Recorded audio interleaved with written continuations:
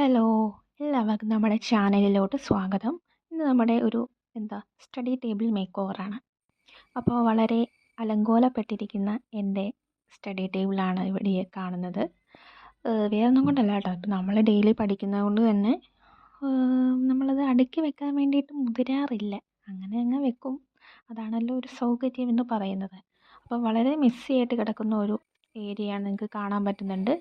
ഇതിനകത്ത് കുറച്ച് റാങ്ക് ഫയലും അങ്ങനെയുള്ള കാര്യങ്ങളൊക്കെ ഉണ്ട്. ഇത് ഞാൻ കാണിക്കാം കേട്ടോ നിങ്ങളെ. ഇത് ഞാൻ മേക്ക് ഓവർ ചെയ്തതിന് ശേഷമുള്ള വീഡിയോ ഞാൻ കാണിക്കാം. അപ്പോൾ ഇങ്ങനെയൊക്കെയാണ് എൻ്റെ ടേബിള് കിടന്നത്. ഇതാണ് ഞാൻ അടുക്കി പെറുക്കി വെച്ചിട്ടുണ്ട്. വലിയ സൗന്ദര്യമൊന്നും ഇല്ലെങ്കിലും ആ നേരത്തെ കാര്യം കുറച്ചുകൂടി ഒരു മാറ്റം വന്നിട്ടില്ലേ. അപ്പോൾ നമ്മളിവിടെ നോക്കുവാണെങ്കിൽ ഞാൻ ഇവിടെ എല്ലാം വെച്ചിട്ടുള്ളതെന്ന് വെച്ചാൽ ഓരോ സബ്ജക്റ്റ് വൈസ് ആണ് കേട്ടോ. അപ്പോൾ ഇതിനകത്ത് നമ്മൾ നോക്കുവാണെങ്കിൽ ആദ്യം തന്നെ എൻ്റെ മാത്സിൻ്റെ നോട്ട് ബുക്കെല്ലാം, അതായത് ഇതിനകത്ത് കുറേ ഇപ്പോൾ ആവശ്യമുള്ള കുറച്ച് മാത്സിൻ്റെ ബുക്ക് മാത്രമാണ് ഞാനിവിടെ എടുത്ത് വെച്ചിരിക്കുന്നത്. എല്ലാം എടുത്ത് വെച്ചിട്ടില്ല കേട്ടോ. അതായത് ഞാൻ റീസെൻ്റായിട്ട് പഠിക്കാൻ വേണ്ടി മാറ്റി വെച്ചിട്ടുള്ളതാണ്. പിന്നെ ഇന്ത്യൻ ഭരണഘടനയ്ക്കും പിന്നെ നമ്മുടെ പ്രീവിയസ് ക്വസ്റ്റ്യൻ പേപ്പർ ചെയ്യാൻ വേണ്ടിയിട്ടൊരു ബുക്ക് എടുത്തിട്ടുണ്ട്. കലാസാഹിത്യം, സംസ്കാരം, കായികത്തിന് വേണ്ടിയൊരു ബുക്കുണ്ട്. IT വേണ്ടിയിട്ടൊരു ബുക്കുണ്ട്. ഇംഗ്ലീഷിന് വേണ്ടിയിട്ടുള്ള ബുക്കും ഗൈഡൊക്കെ അവിടെ വെച്ചിട്ടുണ്ട്. പിന്നെ സയൻസിൻ്റെ ബുക്ക്, മലയാളത്തിൻ്റെ ബുക്ക്, മലയാളത്തിൻ്റെ ഗൈഡ്, അതേപോലെ തന്നെ സുപ്രധാന നിയമങ്ങൾക്ക് വേണ്ടിയിട്ടൊരു ബുക്ക്, എക്കണോമിക്സിന് ബുക്കുണ്ട്. പിന്നെ നമ്മൾ മറ്റേ കേരള ഭരണരംഗം എന്നുള്ള ടോപ്പിക്കിന് വേണ്ടിയിട്ട് ബുക്ക് എടുത്തിട്ടുണ്ട്. കറണ്ട് അഫെയറിന് വേണ്ടിയിട്ടുള്ള ബുക്കുകൾ. പിന്നെ ഇതെല്ലാം നമ്മൾ SCERTയുടെ നമ്മൾ ടെക്സ്റ്റ് ബുക്ക് നോക്കി കുറച്ച് നോട്ട് എഴുതി വെച്ച കാര്യങ്ങളാണ് ഇവിടെ കാണുന്നത്. അപ്പോൾ എൻ്റെ ഇവിടെ ഇരിക്കുന്നതെന്ന് വെച്ചാൽ ഞാൻ എൻ്റെ LDയുടെ സിലബസ് ഫുള്ളായിട്ട് അങ്ങ് എഴുതി വെച്ച ഒരു പേപ്പറാണ് കേട്ടോ കാണുന്നത്. വേറൊന്നും കൊണ്ടല്ല, പ്രിൻ്റ് എടുക്കാനുള്ള മടിയായിരുന്നു.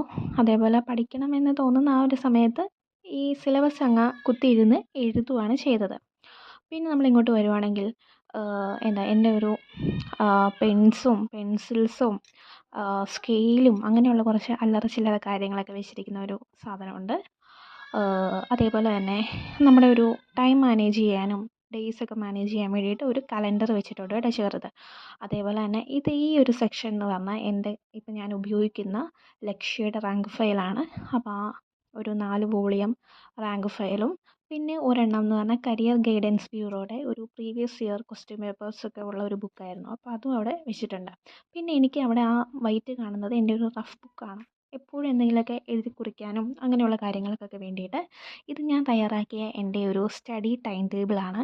ഇതിൽ ഞാൻ എന്നെ തന്നെ മോട്ടിവേറ്റ് ചെയ്യാൻ വേണ്ടി കുറേ പൊട്ടത്തരങ്ങളല്ല, എന്നെ തന്നെ മോട്ടിവേറ്റ് ആക്കാൻ വേണ്ടി കുറച്ച് കാര്യങ്ങളൊക്കെ എഴുതി വെച്ചിട്ടുണ്ട്. അതാണ് നിങ്ങൾ കാണുന്നത് കേട്ടോ.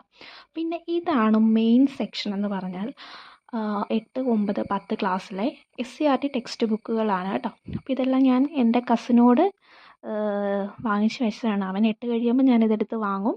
അതേപോലെ 9ാം ക്ലാസ് കഴിഞ്ഞപ്പോഴും ഈ ഗൈഡ് വന്ന് വാങ്ങാറുണ്ട്. 10ാം ക്ലാസ് കഴിയുമ്പോഴും ഞാനിതേപോലെ വാങ്ങിച്ച് വെച്ചതാണ് കേട്ടോ. അപ്പം LD പ്രമാണിച്ച് ഞാനിതെല്ലാം ഇങ്ങനെ എടുത്ത് വെച്ചിരിക്കുകയാണ്. പിന്നെ കൂടുതലും ഞാൻ ഇതിൻ്റെയൊക്കെ നോട്ട് എഴുതി വെച്ചിട്ടുണ്ട്.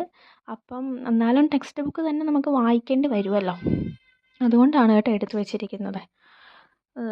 അതായത് ടെക്സ്റ്റ് ബുക്കായിട്ട് തുറക്കാൻ എനിക്ക് മടി വരാറുണ്ട്. അപ്പോൾ ആദ്യം തന്നെ ഞാനിങ്ങനെ നോട്ടെല്ലാം ചെറുതായിട്ട് പ്രിപ്പയർ ചെയ്യുന്നുണ്ടായിരുന്നു. അപ്പം ഇത് കണ്ടില്ലേ, ഒരു ഇതെന്താ 10ാം ക്ലാസ്സിലെ ജോഗ്രഫിയിലെ ഒരു പാഠാട്ടോ നിങ്ങൾ കാണുന്നത്. അപ്പോൾ ഇതേപോലെ തന്നെ കുറച്ച് ടെക്സ്റ്റ് ബുക്കാണ് ഇവിടെയുള്ളത്. അപ്പം നിങ്ങളുടെയൊക്കെ പഠനം എങ്ങനെ നടക്കുന്നു? നല്ല രീതിക്ക് തന്നെ നടക്കുവാണല്ലേ. അപ്പോൾ നാളെയാണ് തിരുവനന്തപുരം ജില്ലയിലോട്ട് LD ക്ലർക്കിനെ അപേക്ഷിച്ചവരുടെ എല്ലാം എക്സാം നടക്കുന്നത്. അപ്പോൾ എക്സാം എഴുതുന്ന എല്ലാ കുട്ടികൾക്കും ഓൾ ദി ബെസ്റ്റ് പറയുകയാണ്. എല്ലാവരും നല്ലപോലെ തന്നെ പരീക്ഷയ്ക്ക് വേണ്ടി തയ്യാറെടുത്തിട്ടുണ്ടെന്ന് വിശ്വസിക്കുന്നു. പഠിച്ചതെല്ലാം പ്രാവർത്തികമാക്കാൻ എല്ലാവർക്കും സാധിക്കട്ടെ. അപ്പോൾ ഇത്രയൊക്കെ ഉള്ളൂ നമ്മുടെ ഈ കുഞ്ഞു വീഡിയോ എന്ന് പറയുന്നത്. എല്ലാവരും നമ്മുടെ ചാനൽ സപ്പോർട്ട് ചെയ്യുക കേട്ടോ. അടുത്ത വീഡിയോ ആയിട്ട് ഉടനെ തന്നെ കാണാം. ബൈ.